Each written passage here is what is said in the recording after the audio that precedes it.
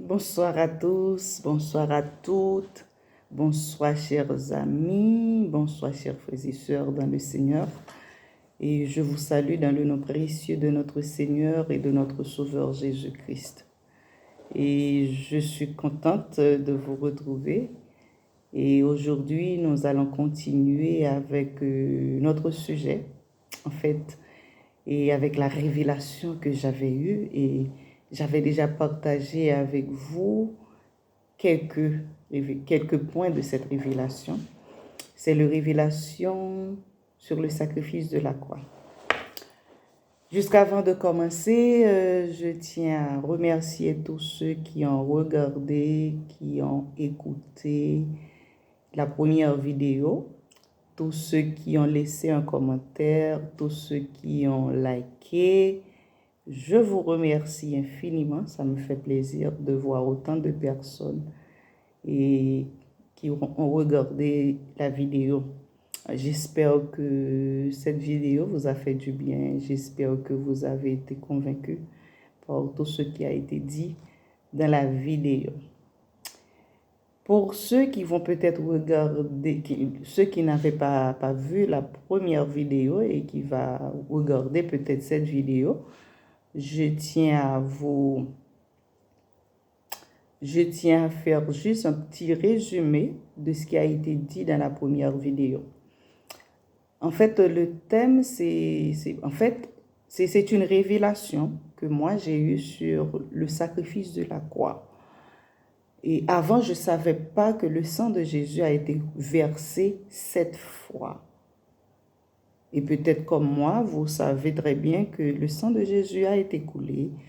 Et le sang a été versé pour nous réconcilier avec Dieu. Le sang a été versé pour faire de nous des enfants de Dieu. Le sang a été versé pour nous libérer. Le sang a été versé pour nous racheter. C'est un rachat à un grand prix. Mais j'avais découvert que le sang n'a pas été versé seulement une fois, mais le sang a été versé 7 fois. Et dans la première vidéo, on avait parlé de 2. Le sang a été versé à Gethsémani, où la sœur de Jésus, pendant que Jésus priait, et la Bible nous dit que la sœur de Jésus devint comme des grumeaux de sang. Et là, le sang a été coulé pour la première fois. Et nous avons vu aussi que le sang a été coulé au niveau de sa tête, quand on avait mis une couronne d'épines sur la tête de Jésus.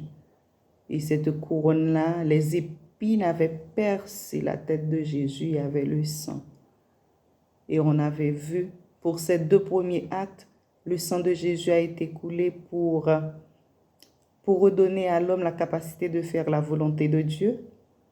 Et pour le 2e acte, le sang de Jésus a été coulé pour redonner à l'homme la couronne de gloire, pour redonner à l'homme l'intelligence, la créativité, la mémoire, l'expansion. C'est-à-dire qu'il n'y a plus de limite. On a eu la victoire sur l'esprit de limitation, sur l'esprit d'échec.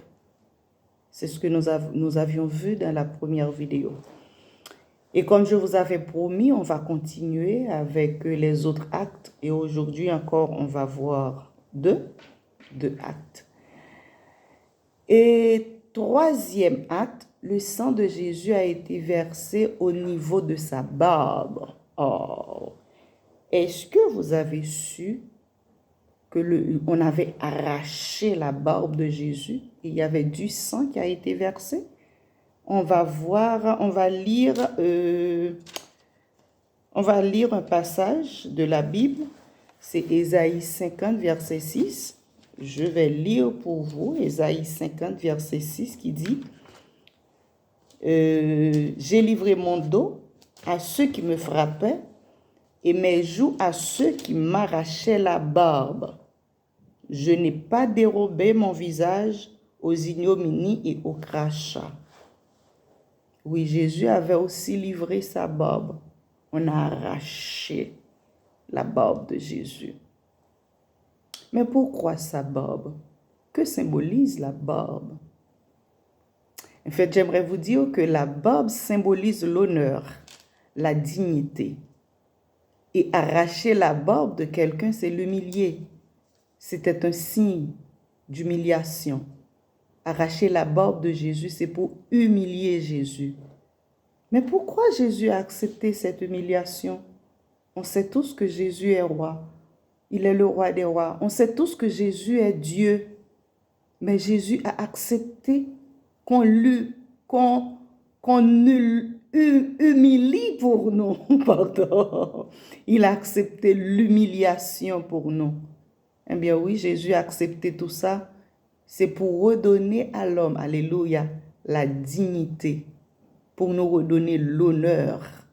Oh, quel sauveur merveilleux que nous avons.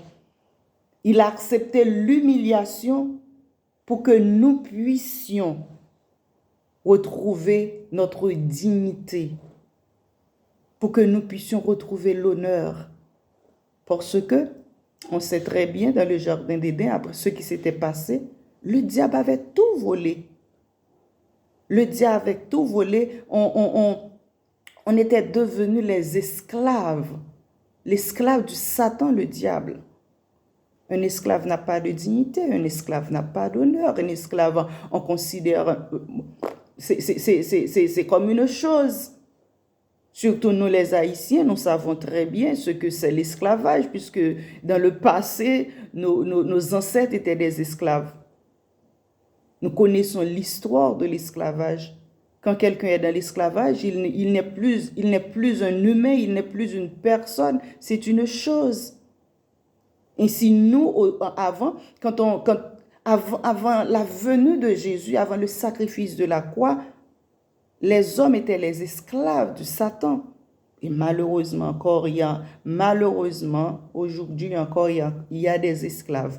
Parce que tous ceux qui n'ont pas accepté le sacrifice de la croix, tous ceux qui n'acceptent pas Jésus-Christ comme leur maître et Seigneur, ils sont encore sous la domination du diable. Ils sont encore des esclaves. Mais j'aimerais leur dire aujourd'hui que Jésus-Christ avait accepté l'humiliation pour que eux, ils ne subissent plus l'humiliation. Amen. Et on continue à l'acte 4. Le sang de Jésus a été versé au niveau de son dos. Oui, on vient de lire dans Ésaïe chapitre 50, verset 6, où Jésus a dit « J'ai livré mon dos à ceux qui me frappaient et mes joues à ceux qui m'arrachaient la barbe. » Jésus avait livré son dos. Comme je vous avais dit la semaine dernière, Jésus n'était pas assassiné, Jésus n'était pas tué, mais Jésus s'était livré. Jésus a donné sa vie pour nous racheter. Là, vous venez de voir qu'il a dit « J'ai livré mon dos ». Mais pourquoi son dos? Qu'est-ce que ça veut dire? Qu'est-ce que ça symbolise? Et en faisant des recherches, on voit que livrer son dos, c'est un symbole de défaite. C'est synonyme de défaite. Quand on est vaincu, on tourne le dos, on s'en va. C'est un symbole de défaite. C'est le sort réservé aux esclaves. Donner leur dos pour qu'on puisse les fouetter, pour les battre, pour les martyriser. Alléluia. Jésus avait donné son dos, avait livré son dos.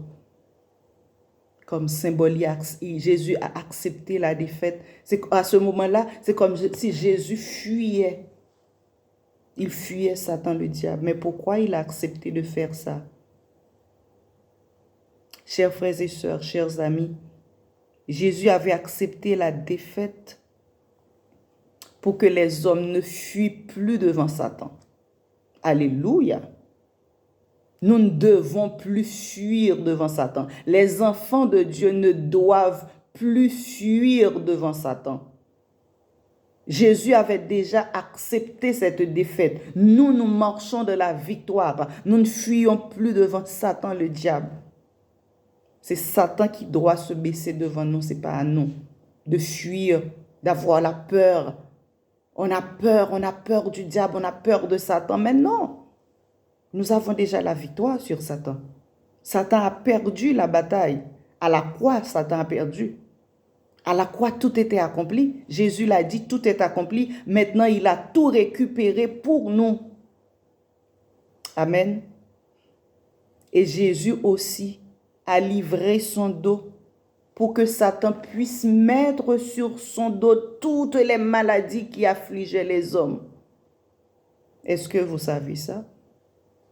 Allons voir Isaïe 53, verset 4, 5. Nous allons lire. Isaïe 53, verset 4, 5. Cependant, ce sont nos souffrances qu'il a portées. C'est de nos douleurs qu'il s'est chargé. Et nous l'avons considéré comme puni, frappé de Dieu et humilié. Mais il était blessé pour nos péchés, brisé pour nos iniquités. Le châtiment qui nous donne la paix est tombé sur lui. Et c'est par ses meurtrissures que nous sommes guéris. Alléluia. C'est par ses meurtrissures, tous les coups qu'il avait reçus sur son dos. Sa chair était déchirée, il y avait du sang qui coulait partout. Par ses meurtrissures, alléluia, nous sommes guéris. Aujourd'hui, chers frères et sœurs, ne vous laissez pas assoupir par la maladie. Ne vous laissez pas attrister. Ne vous laissez pas vaincre par la maladie. Sachez que le Seigneur nous a déjà donné la guérison. Il a versé son sang pour que nous ne souffrons plus de maladie. Ce que Dieu veut pour nous, c'est une santé divine, une santé parfaite. Ce n'est pas la maladie. Alors, je t'encourage aujourd'hui. Je t'encourage vraiment à prendre la décision.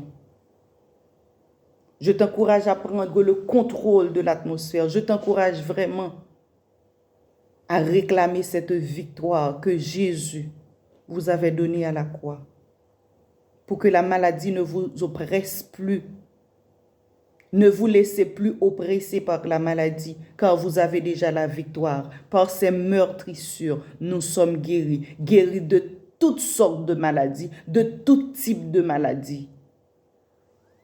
Je vous invite vraiment à faire cette prière. Si vous souffrez, vous avez quelque chose, vous avez une douleur, en cet instant, alléluia, nous allons prier pour que le Seigneur puisse te visiter et que tu puisses récupérer ta victoire sur la maladie. Seigneur Jésus, nous sommes infiniment reconnaissants envers toi pour tout ce que tu fais dans nos vies. Merci pour la victoire que tu nous as donnée à la croix. Merci parce que tu avais accepté la défaite pour que nous ne marchions plus dans la défaite, pour que nous ne fuyions plus devant Satan. Merci Seigneur, tu as livré ton dos pour que nous ayons la victoire sur la maladie. Et en cet instant, Père, je te prie pour tous ceux qui souffrent d'une maladie, qui souffrent d'une migraine, qui souffrent, qui ont une douleur. S'il te plaît, en cet instant même, que l'esprit de guérison les touche. En cet instant même, que ta main les touche.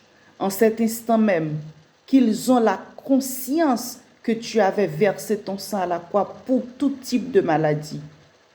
Et qu'aucune maladie ne doit plus les oppresser. Et je déclare dans le nom puissant de Jésus qu'ils reçoivent leur guérison maintenant. Qu'ils reçoivent leur guérison maintenant. Qu'ils reçoivent leur guérison maintenant. Au nom puissant de Jésus. Amen. Merci Seigneur. Merci pour ta grâce. Chers frères et sœurs et amis, ça a été un plaisir de partager ce moment avec vous et j'espère encore une fois vous allez être bénis par ce moment et nous espérons continuer bientôt et avec les autres actes. La dimanche dernier, nous avons vu 7, nous avons vu 2, aujourd'hui on a vu 2, il nous reste 3 et dans la prochaine vidéo on verra les 3 autres. Que Dieu vous bénisse tous. Et j'invite tous ceux qui n'ont pas encore accepté le Seigneur Jésus-Christ à le faire, parce que comme j'avais dit la fois dernière, avant d'accepter Jésus-Christ et comme Maître et Seigneur, vous êtes des créatures de Dieu. Mais si c'est quand vous acceptez, quand vous l'avez reçu dans votre cœur que vous deveniez enfant de Dieu. J'aimerais que vous tous, vous soyez des enfants de Dieu. Je vous invite à faire la prière du salut et à accepter Jésus-Christ dans votre vie afin que vous deveniez des enfants de Dieu.